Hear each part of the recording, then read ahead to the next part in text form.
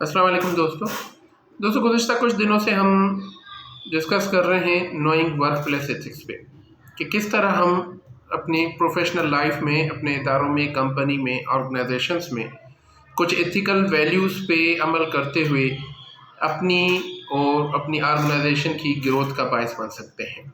उसमें हम मुसलसल डिस्कस करते आ रहे हैं। आज हम डिस्कस करने जा रहे हैं इम्पोर्टेंस ऑफ कम्युनिकेशन पे कि कम्युनिकेशन जो है उसकी इम्पोर्टेंस क्या है आपकी प्रोफेशनल लाइफ में और किस तरह आप उसकी ये यूज़ करके आप ग्रो कर सकते हैं। सबसे पहले हमें कम्युनिकेशन की मीनिंग पता होनी चाहिए कि टर्म है क्या। कम्युनिकेशन को हम सिंपली डिफाइन कर सकते हैं कि सेंडिंग एंड रिसीविंग मैसेज। अब आगे है इससे स्टेप कम्युनिकेशन स्किल, यानी sending and receiving message in a way to convey it effectively.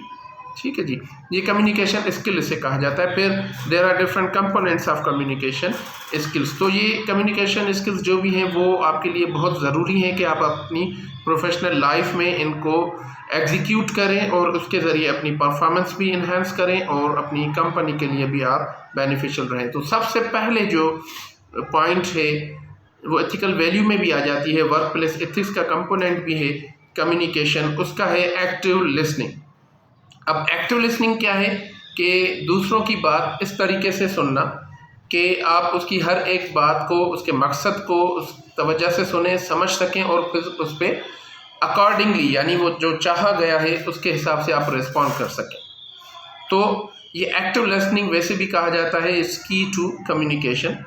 सो इस अगर आप प्रोफेशनल लाइफ में हैं अपने कैरियर में तो सॉरी, आपके लिए एक्टिव लिसनिंग बहुत ज़रूरी है। यानी बोलने से पहले आप सुने। आप टीचर हैं, क्लासरूम में आप सुने। आप बॉस हैं, अपने सबऑर्डिनेट की पहले सुने। आप कलीग हैं किसी के तो अपने कलीग की सुने। कहीं भी आप काम करते हैं, कहीं भी आप हैं, जब तक आप सामने वाले की बात सुनेंगे नहीं तवज्जो से तो आप रिस्पॉन्ड नहीं कर सकते। अगर रिस्पॉन्ड नहीं करेंगे तो मिसअंडरस्टैंडिंग्स पैदा होती हैं। उसके बाद है इफेक्टिव बॉडी लैंग्वेज, यानी आप जब काम कर रहे होते हैं अपनी कंपनी में, अपने ऑफिस में, वर्क प्लेस में, तो आपकी बॉडी लैंग्वेज ऐसी होनी चाहिए, आपके जेस्चर्स एंड पोस्चर्स ऐसे होने चाहिए जिनसे पॉजिटिविटी शो हो और पीपल मस्ट थिंक कि आप उनके लिए जो है रिलायबल भी हैं और आप कमिटेड भी हैं, सिंसियर भी हैं, वॉट एवर।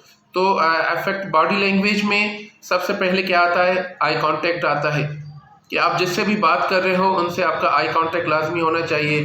फिर सॉफ्ट फेशियल एक्सप्रेशंस, वो भी बॉडी लैंग्वेज में आ जाता है, तो ये भी बहुत इफेक्टिव होता है।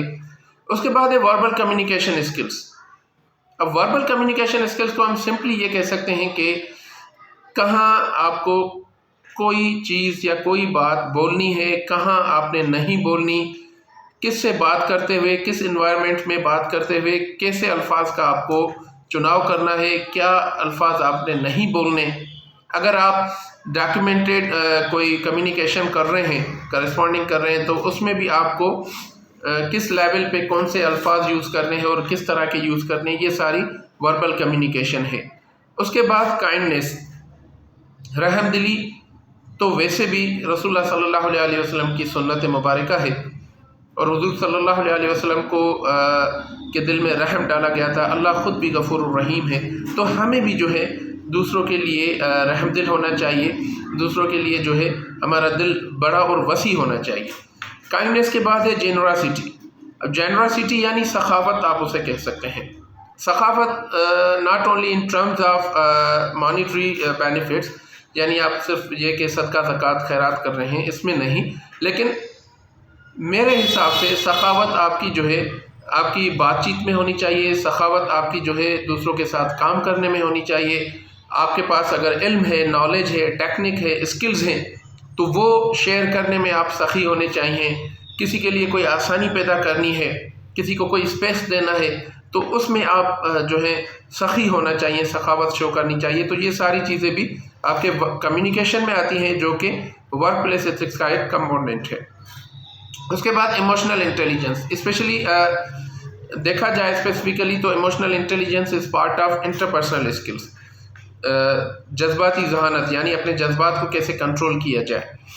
کیونکہ آپ جب کام کرتے ہیں لوگوں کے ساتھ، ڈفرینٹ پرسنس کے ساتھ، تو ڈفرینٹ حالات میں جو ہے مختلف کنڈیشنز ہوتی ہیں، جو کانفلکٹ بھی ہوتے ہیں، کلیشز ہوتے ہیں، تو اس میں آپ اپنے ایموشنز کو کس طرح کنٹرول کر سکتے ہیں اور کہاں ریئیکٹ کرنا چاہیے، کہاں خاموش رہنا چاہیے، ان سب کو کنٹرول کرنے کا نام ہے emotional intelligence, again part of workplace ethics.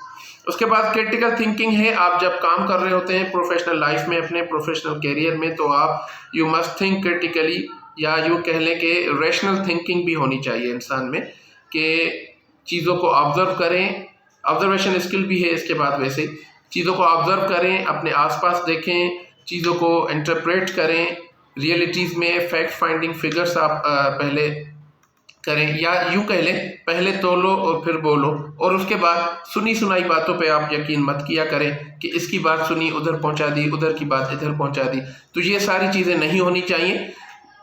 Judgementally ہمیں جو ہے انالائز کرنا چاہیے، انٹرپریٹ کرنا چاہیے، آبزرویشن رکھنی چاہیے، پھر حالات کے حساب سے ہمیں ریئیکٹ کرنا چاہیے۔ اس کے بعد ہے کیئرنگ اینڈ شیئرنگ۔ جتنی ویسے بھی کہتے ہیں کیئرنگ شیئرنگ از کیئرنگ، تو جتنا آپ اپنے کلیگس کی، اپنے کوآرڈینیٹس سب آرڈینیٹس کی، اپنے فرینڈس کی، اپنے امپلائیز کی کیئر کریں گے اور ان سے ہر ایک چیز شیئر کریں گے، یعنی اپنا پروفٹ بھی شیئر کریں، اپنا علم اسکل بھی شیئر کریں، اپنی آسانیاں بھی ان کے ساتھ شیئر کریں، تو جتنا آپ میں کیا ہوگا، کمیونیکیشن گیپ کم ہوگا اور آپ میں انٹریکشن بڑھے گا۔ جیسے جیسے آپ میں انٹریکشن بڑھتا جائے گا تو آبویسلی ان ساری چیزیں جو ہم نے ابھی لسٹ کی ہیں، وہ سب جس طرح آپ میں جتنی زیادہ ہوں گی، اسی طرح آپ کا انٹریکشن بڑھے گا اور آپ کی پرفارمنس بہتر سے بہتر ہوتی جائے گی۔ تو یہ تھا one of the component of workplace ethics, communication. انشاءاللہ اگلے ایپیسوڈ میں پھر ہم ملیں گے کسی نئے کمپوننٹ کے ساتھ۔ تھینک یو ویری مچ، جزاک اللہ۔